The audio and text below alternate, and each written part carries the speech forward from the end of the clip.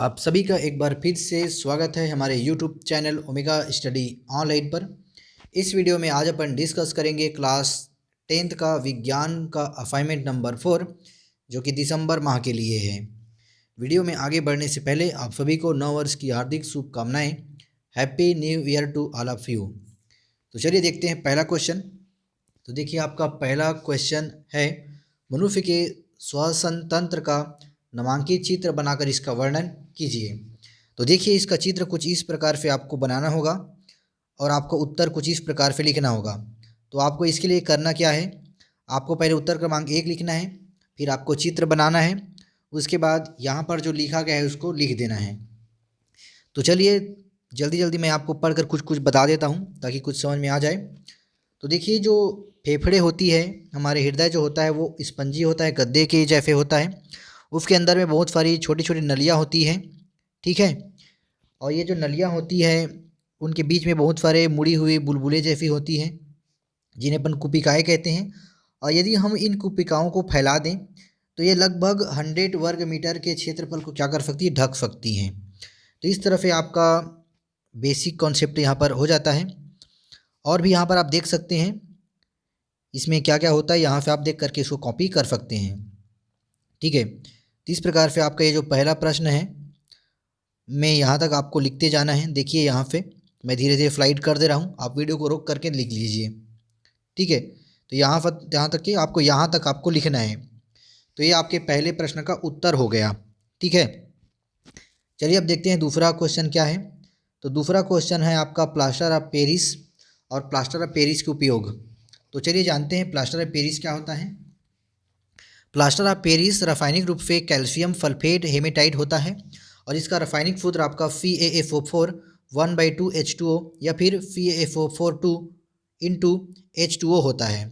इसे जिप्सम, ठीक है, इसे कैसे बनाते हैं, इसे जिप्सम यानी कि CaFO4 2H2O को 100 डिग्री सेल्सियस पर गर्म करके बनाया जाता है। इसका समीकरण आपको दिखाई दे रहा है, तो ये समीकरण भैया आपको अच्छे से लिख लेना है।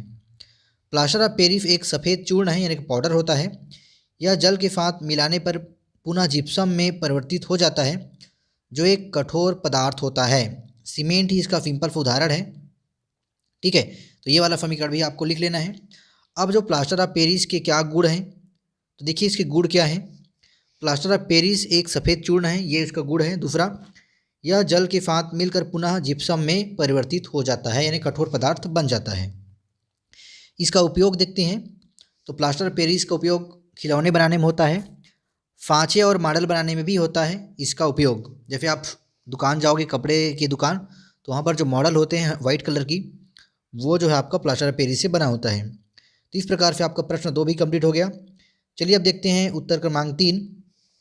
तो देखिए उत्तर क्रमांक 3 जो है आपका एक थ्योरेटिकल टाइप का प्रश्न है, एक पर्यावरण से संबंधित प्रश्न है, ठीक है, कि मनुष्य जो है पर्यावरण को कैसे प्रदूषित करता है, इस तरह से आपका प्रश्न है। इसको आप देख लीजिए, है ना, क्योंकि अगर मैं पढ़ते गए तो बहुत ही ज़्यादा वीडियो लंबा बन जाएगा, इससे कोई मतलब नहीं है। तो देखिए यहाँ पर क्या है, थोड़ा सा तब भी पढ़ लेते हैं। मनुष्य कई तरह से पारिस्थितिक तंत्र में परिवर्तन प्रभाव डालता है, ठीक है। तो यहाँ पर कवकनाशी, शाकनाशी आदि का उपयोग करते हैं दवाई वगैरह का। तो यहाँ से आप इसको देख लीजिए, यहाँ से मैं फ्लाइट कर दे रहा हूँ धीरे धीरे, ठीक है। यदि आपको अच्छा लगा हो तो हमारे चैनल को सब्सक्राइब कीजिए, वीडियो को लाइक कीजिए, साथ में इसे अपने दोस्तों में शेयर कीजिए, क्योंकि आपके एक लाइक से हम इसी तरह के नए नए वीडियो बनाने के लिए मोटिवेशन मिलता है। तो इस प्रकार से आपका ये प्रश्न 3 जो है यहाँ पर कंप्लीट हो गया। आई होप कि आपको समझ में आया होगा। अब आपका चौथा प्रश्न है। तो आपका जो चौथा प्रश्न है वो है आपका साबुन और अपमार्जक में कोई 3 अंतर। तो यहाँ पर मैंने 8 अंतर आपको बताए हैं, तो इसमें से कोई 3 अंतर आप लिख सकते हैं। तो चलिए कोई तीन अंतर इसमें पढ़ते हैं। पहला अंतर है, साबुन वफ़ी अम्लों के सोडियम तथा पोटेशियम के लवण होते हैं, जबकि अपमार्जक सल्फोलिक अम्लों के सोडियम या फिर पोटेशियम के लवण होते हैं। इसमें COO समूह होता है, इसमें FO3 समूह होता है। तीसरा डिफरेंस क्या है, ये कठोर जल अम्लीय जल या लवणीय जल के साथ अच्छी तरह से कार्य नहीं करते। ये जो है आपका कठोर जल अम्लीय जल तथा लवणीय जल के साथ क्रिया करते हैं। चौथा डिफरेंस हो जाएगा आपका, यह पूर्णतः जैव अपघटनीय होते हैं। फाकित हाइड्रोकार्बन की श्रृंखला युक्त अभिक्रमक जैसे अपघटनीय होते हैं। तो आपको 3 लिखना था, बट आप 4 5 भी लिख सकते हैं, कोई समस्या नहीं है। तो यहाँ से आप देख सकते हैं। चलिए अब देखते हैं 5वां क्वेश्चन। 5वां क्वेश्चन में आपको मानव पाचन तंत्र में निम्नलिखित की भूमिका को बताना है। जैसे कि पहला एंजाइम है, तो चलिए देखते हैं एंजाइम की क्या भूमिका है। एंजाइम का कार्य भोज्य पदार्थों अर्थात प्रोटीन, वसा, कार्बोहाइड्रेट आदि का पाचन करना है। जैसे पेप्सिन तथा फ्लेस्मा का स्राव भोजन को अमाशय में पचाने का कार्य करता है। हाइड्रोक्लोरिक अम्ल पेप्सिन एंजाइम की क्रिया में सहायता करता है। सेकेंड है आपका हाइड्रोक्लोरिक अम्ल जो है पाचन में कैसे क्रिया करता है।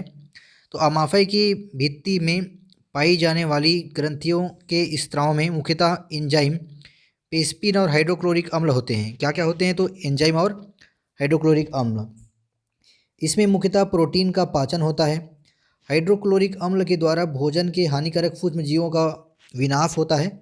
HCl भोजन को सड़ने से बचाता है। ठीक है, साथ में चलिए देखते हैं विलाई का क्या कार्य है। तो छोटी आंत में पचे हुए भोजन का अवशोषण होता है। किसमें, विलाई में। इनकी आंतरिक सतह मुड़ी हुई होती है। इन मुड़ी हुई संरचनाओं को हम विलाई कहते हैं। इनमें भोजन के अवयवों के अवशोषण के लिए विस्तृत सतह उपलब्ध होती है। यहाँ से पचा हुआ भोजन रक्त परिवहन तंत्र की महीन रक्त वाहिनियों व लसीका वाहिनियों में जाता है। तो यहाँ तक आपको लिख लेना है। तो इस प्रकार से आपका विज्ञान का असाइनमेंट का 5वां क्वेश्चन जो है का उत्तर कंप्लीट हो गया है। आई होप कि आपको समझ में आया होगा। तो यदि समझ में आया होगा तो चैनल को सब्सक्राइब कर दीजिए, वीडियो को लाइक कर दीजिए, साथ में से दोस्तों में शेयर कर दीजिए और साथ ही घंटे के निशान को भी दबा दीजिए ताकि नेक्स्ट वीडियो का नोटिफिकेशन आपके पास सबसे पहले पहुँच सके।